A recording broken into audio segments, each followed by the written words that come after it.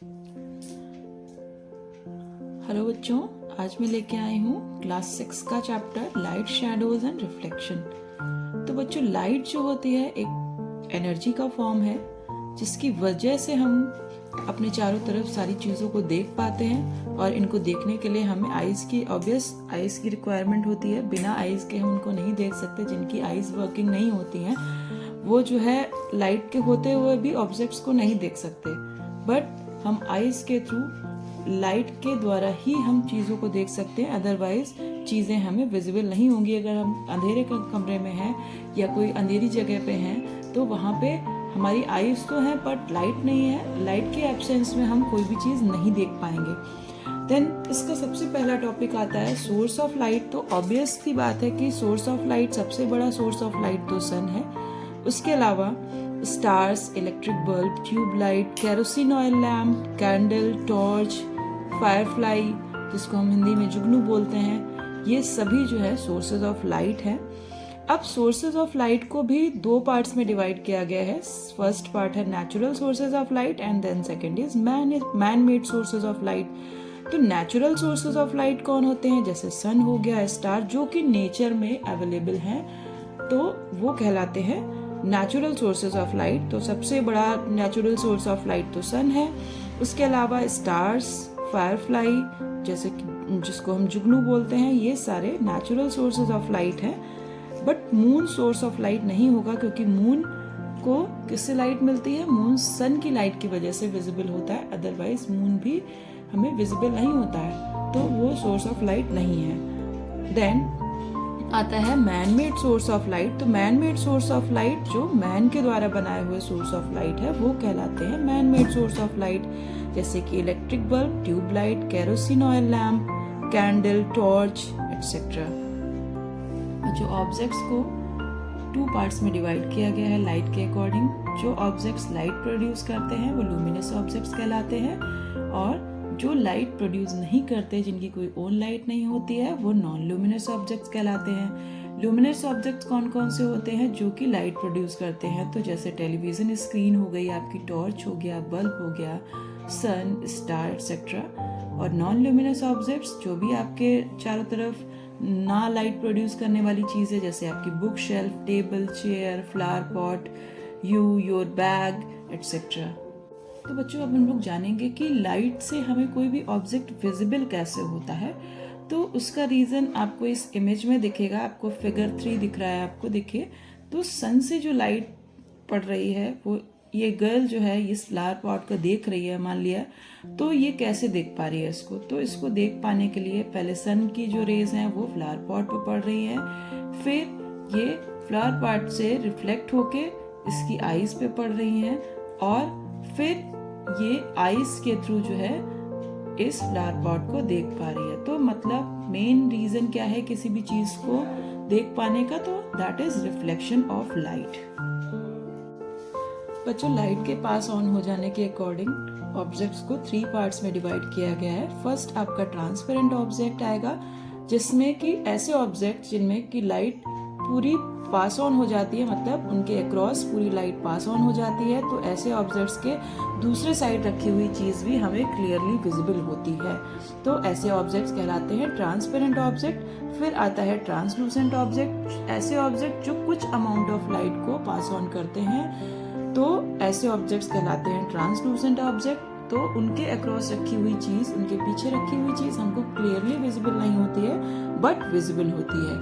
फिर लास्ट आता है आपका ओपेक ऑब्जेक्ट, ऐसे ऑब्जेक्ट जिनके पीछे रखी हुई चीज या इनके क्रॉस लाइट बिल्कुल पास ऑन नहीं हो पाती, और उनके पीछे रखी हुई चीज हमें बिल्कुल भी विजिबल नहीं होती है। तो आप देखेंगे ये एक पॉलिथीन पीस है, इसके अक्रॉस फिंगर क्लियरली विजिबल है, क्योंकि ये ट्रांसपेरेंट ऑब्जेक्ट है। और वैसे ही अगर हम ट्रांसलूसेंट ऑब्जेक्ट लें, तो ट्रांसलूसेंट ऑब्जेक्ट से क्या होगा कि लाइट पास ऑन तो होगी, बट पूरी लाइट पास ऑन नहीं होती, कुछ amount of light pass on होती है, जिससे कि उसके अक्रॉस रखी हुई चीज हमको क्लियरली विजिबल नहीं होती, बट विजिबल होती है। वैसे ही ऐसा ऑब्जेक्ट जिसके अक्रॉस रखी हुई चीज हमको नहीं दिखती है, तो वो कहलाता है ओपेक ऑब्जेक्ट, क्योंकि ऐसे ऑब्जेक्ट के पीछे लाइट बिल्कुल भी पास ऑन नहीं हो पाती है, ये हैंकी आप देखिए, इसके पीछे फिंगर आपको बिल्कुल भी विजिबल नहीं है क्योंकि इसके अक्रॉस लाइट पास ऑन नहीं हो पा रही है, तो इसलिए हमें ऑब्जेक्ट विजिबल नहीं होगा। देन आते हैं हम लोग लाइट का प्रिंसिपल क्या होता है। तो लाइट का फर्स्ट प्रिंसिपल ये है कि light travels in straight line. Light हमेशा स्ट्रेट लाइन में ट्रेवल करती है।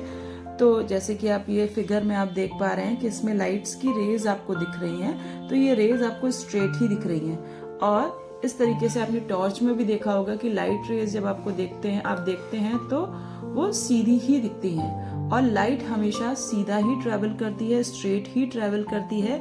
इसको देखने के लिए आप ये एक्सपेरिमेंट जरूर करके देखिएगा कि एक ट्यूब लीजिएगा और उस ट्यूब को जब आप उस ट्यूब से अगर कोई कैंडल जला के अपनी आईज से देखेंगे तो आपको दूसरी साइड रखी हुई कैंडल आपको जलती हुई दिखाई देगी। बट उसको अगर बेंड कर देंगे सेकंड फिगर की तरीके से, उसको अगर हल्का सा भी बेंड कर देंगे तो आप देखेंगे कि आप उससे कितना भी कोशिश करेंगे, उसके अंदर से अपनी आईज से देखने की कोशिश करेंगे, बट वो कैंडल आपको विजिबल नहीं होगी। बच्चों नेक्स्ट टॉपिक आता है आपका पिन होल कैमरा। इस पिन होल कैमरा के थ्रू हम जो आपको मैंने प्रॉपर्टी बताई लाइट की कि light travels in straight line, इसको देखने का बहुत अच्छा एक्सपेरिमेंट है। इसको आप घर पे ही बना के कर सकते हैं। इसके लिए आपको एक बॉक्स लेना होगा। आप एक बॉक्स लीजिएगा, टूथपेस्ट का बॉक्स या उसके जैसा कोई भी लंबा बॉक्स, और उसके एक साइड में बटर पेपर लगा दीजिएगा। देखिए ये दिख रहा है आपको, ये एक साइड में कट करके उस पर बटर पेपर पेस्ट कर दीजिएगा और दूसरे साइड में एक होल करिएगा, एकदम सेंटर में होल करिएगा। तो जब आप एकदम सेंटर में होल करेंगे और जब एक साइड आप यहाँ पे, ये तो ट्री बना हुआ है लेकिन आप इसको कैंडल जला के देखिएगा क्योंकि ट्री जो होता है आपको नहीं विजिबल होगा। अगर आप बिल्कुल ब्राइट सनलाइट में इसको देखेंगे तो दिखेगा, बट अगर आप घर पे करते हैं इसका एक्सपेरिमेंट तो आप कैंडल जला के करिएगा तो आप देखेंगे कि इसमें आपको कैंडल की फ्लेम आप इधर से सीधी जलती हुई दिखेगी और बाहर से जब देखेंगे और जब इस पिन होल कैमरा की स्क्रीन पे देखेंगे, जैसे कि आपको स्क्रीन दिख रही है जहाँ पे आपने बटर पेपर लगाया होगा, और इस स्क्रीन पे देखेंगे तो आपको कैंडल की फ्लेम उल्टी दिखाई देगी। अब इसका रीजन क्या होगा कि कैंडल की फ्लेम हमें उल्टी दिखाई देगी? तो जैसे मान लिया कि ये कैंडल है यहाँ पे, तो कैंडल के जो ऊपर का पार्ट है उसकी रे इस होल से होते हुए नीचे चली जाएगी, और ये नीचे की जो रे है, नीचे से आई हुई रे, वो ऐसे यहाँ से होल से होते हुए ऊपर की तरफ चली जाएगी, और इस तरीके से जो इसका रिफ्लेक्शन होगा वो उल्टा पड़ेगा, और जिसकी वजह से इसका इमेज उल्टा बनेगा। और ये बहुत ही इंटरेस्टिंग एक्सपेरिमेंट है, इसको आप जरूर करके देखिएगा कि आपको कैसे इमेज इसमें उल्टी दिखाई देगी। तो बच्चों पिन होल कैमरा से जो इमेज बनेगी उसकी कुछ प्रॉपर्टीज होंगी, उसकी कुछ कैरेक्टरिस्टिक्स होंगी, उसको हम लोग डिस्कस करेंगे कि जो इमेज पिन होल कैमरा के स्क्रीन पे बनेगी वो इन्वर्टेड होगी और वो रियल इमेज होगी। रियल इमेज क्या होती है? ऐसी इमेज जो किसी स्क्रीन पे बनती है, तो वो इमेज कहलाती है रियल इमेज। और जो इमेज रियल नहीं होती है वो स्क्रीन पे नहीं बनती है। तो ये इसकी इमेज आप देख रहे हो कि स्क्रीन पे बन रही है, तो इसलिए इसकी इमेज कैसी होगी? रियल होगी। तो ये भी इसकी एक कैरेक्टरिस्टिक है, image in pinhole camera is real. Then image जो पिन होल कैमरा की इमेज होगी वो सेम कलर की होगी, उसमें कलर होगा जैसे कलर की आप चीज देख रहे हैं। अगर आप ट्री देख रहे हैं तो आपको ट्री ग्रीन दिखाई देगा, अगर आप कैंडल देख रहे हैं तो जो फ्लेम का कलर होगा वो आपको विजिबल होगा, और जो इमेज आप देखेंगे वो स्मॉलर साइज की होगी, या फिर इक्वल साइज की भी हो सकती है या बिगर भी हो सकती है। ये डिपेंड करता है कि ऑब्जेक्ट्स आपसे दूर है या पास है, तो उसकी जो डिस्टेंस होगी उस पर डिपेंड करेगा। वो स्मॉल भी हो सकती है, इक्वल भी हो सकती है और बिगर भी हो सकती है। शैडोज का formation light travels in straight line का बहुत अच्छा एग्जांपल है, और शैडोज के फॉर्मेशन के लिए 3 चीज़ों की रिक्वायरमेंट होती है: source of light, an opaque object and an screen. तो इन तीनों चीज़ों की प्रेजेंस में शैडो फॉर्म होती है। अगर कोई लाइट किसी भी सरफेस पे पड़ रही है और बीच में कोई ओपेक ऑब्जेक्ट आ जाता है, तो वो उतने पर्टिकुलर प्लेस की लाइट को पास ऑन होने से रोक देता है, जिससे उस पर्टिकुलर सरफेस पे वो ओपेक ऑब्जेक्ट की शैडो फॉर्म हो जाती है। शैडो जो होती है इमेज से थोड़ी डिफरेंट होती है, क्योंकि शैडो बनती है लाइट के स्टॉप होने से, और कोई भी इमेज का फॉर्मेशन होता है लाइट के रिफ्लेक्शन से, तो इसलिए शैडोज और इमेज दोनों ही अलग होते हैं। देन बच्चों नेक्स्ट टॉपिक आता है रिफ्लेक्शन ऑफ लाइट, जो कि किसी भी ऑब्जेक्ट को देखने के लिए बहुत ज़रूरी है। अगर मिरर में हम कोई भी इमेज देख पाते हैं या आईज के थ्रू हम किसी चीज़ को देख पाते हैं तो वो रिफ्लेक्शन के थ्रू ही देख पाते हैं। अगर किसी पर्टिकुलर ऑब्जेक्ट पे जो लाइट पड़ती है और वो रिफ्लेक्ट होके जब हमारी आईज पे जाती है तभी हम उस पर्टिकुलर ऑब्जेक्ट को देख पाते हैं। तो इस ऑब्जेक्ट को, किसी भी ऑब्जेक्ट को देखने के लिए क्या जरूरत होती है कि वो पर्टिकुलर ऑब्जेक्ट के ऊपर जब लाइट रेज फॉल होती हैं और वो रिफ्लेक्ट होके जब हमारी आईज पे जाती हैं तो वो ऑब्जेक्ट हमको विजिबल होता है। देन बच्चों आता है नेक्स्ट टॉपिक मिरर। तो सबसे पहले समझते हैं कि मिरर बनता कैसे है। तो मिरर बनाने के लिए नॉर्मल ग्लास लिया जाता है जो कि ट्रांसपेरेंट होता है। आपने देखा ट्रांसपेरेंट ऑब्जेक्ट के अक्रॉस लाइट पास हो जाती है, पास ऑन हो जाती है, लेकिन क्या होता है इसके पीछे एक सिल्वर प्लेटिंग कर दी जाती है। सिल्वर प्लेटिंग करने से क्या होता है कि लाइट जो है ग्लास से तो क्रॉस कर पाती है पर इस सिल्वर प्लेटिंग से पास ऑन नहीं हो पाती है और यहीं से इसका रिफ्लेक्शन हो जाता है। तो किसी भी ऑब्जेक्ट के ऊपर अगर मान लिया कि मिरर के अंदर हम कोई भी इमेज देखते हैं, आप अपना फेस देखते हैं या कोई भी ऑब्जेक्ट को हम मिरर के अंदर देखते हैं, तो उसका प्रोसीजर क्या होता है, कैसे हम उसको देख पाते हैं। तो क्या होता है उस पर्टिकुलर ऑब्जेक्ट के ऊपर लाइट रेज फॉल होती हैं और वहां से रिफ्लेक्ट होके और वो आपकी पड़ती है मिरर के ऊपर और मिरर से रिफ्लेक्ट होके वो हमारी आईज पे पड़ती हैं। तो हम अपना इमेज या पर्टिकुलर ऑब्जेक्ट जो कि हम मिरर से देख रहे हैं उसका इमेज हम मिरर से देख पाते हैं। तो मिरर और ग्लास में क्या डिफरेंस होता है कि ग्लास एक ट्रांसपेरेंट ऑब्जेक्ट है, लेकिन जब इस ट्रांसपेरेंट ऑब्जेक्ट के पीछे एक सिल्वर की कोटिंग कर देते हैं तो क्या होता है वो मिरर बन जाता है, क्योंकि उसके पीछे एक ओपेक ऑब्जेक्ट लग गया है जिससे कि लाइट पास ऑन नहीं हो पाएगी और वहीं से लाइट का रिफ्लेक्शन हो जाएगा और उस पर्टिकुलर ऑब्जेक्ट का सेम इमेज वहां पे बन जाएगा, बट उसकी साइड चेंज हो जाती है। आपने देखा होगा कि अगर आपके शर्ट पे ओम लिखा है या कुछ एस लिखा है, कोई भी लेटर लिखा है, तो वो आपको मिरर में हमेशा उल्टा दिखाई देगा। देन बच्चों इमेजेस भी दो तरह की होते हैं। अभी मैंने आपको पिछले टॉपिक पे भी बताया था कि कुछ इमेजेस होती हैं जो स्क्रीन पे बन जाती हैं। तो जो इमेजेस स्क्रीन पे बन जाती हैं उनको रियल इमेज बोलते हैं और जो इमेजेस स्क्रीन पे नहीं बन पाती हैं उनको हम वर्चुअल इमेजेस बोलते हैं। तो रियल इमेजेस क्या होती हैं, जैसे अभी आपने देखा पिन होल कैमरा में बनने वाली इमेज कैसी होगी, रियल इमेज होगी क्योंकि वो स्क्रीन पे बन रही थी। और सेम एज अगर हम मिरर में अपनी इमेज देखते हैं तो जो मिरर पे इमेज बन रही है वो क्या स्क्रीन पे आपको मिल सकती है, नहीं मिलेगी, वो आपको स्क्रीन पे नहीं मिलेगी। तो मिरर में बनने वाली जो इमेज है वो आपकी वर्चुअल इमेज है। और भी आप ऑब्जर्व करिएगा किन किन चीजों पे बनने वाली इमेज रियल होती है और किन किन चीजों पे बनने वाली इमेज वर्चुअल होती है। जैसे कि आपने सिनेमा स्क्रीन पे, सिनेमा में देखा होगा, सिनेमा हॉल में देखा होगा कि पीछे से आपको कुछ लाइट रेज आती हुई दिखाई देती हैं और वो लाइट रेज क्या होती है, वो उस पर्टिकुलर वीडियो जो हम की स्क्रीन पे देखते हैं और वो स्क्रीन सामने होती है जिसमें कि आप मूवी या कुछ भी देख रहे होते हैं और वो मूवी कहाँ से आ रही होती है, क्योंकि पीछे एक प्रोजेक्टर लगा हुआ है और प्रोजेक्टर से जो लाइट रेज आ रही है वो आपके स्क्रीन पे बन रही हैं और उस स्क्रीन पे आप उस पर्टिकुलर वीडियो को देख पाते हैं। तो ये भी क्या है, आपकी रियल इमेज है। और उसी तरीके से मिरर पे बनने वाली जो इमेज है वो आपकी वर्चुअल इमेज होगी।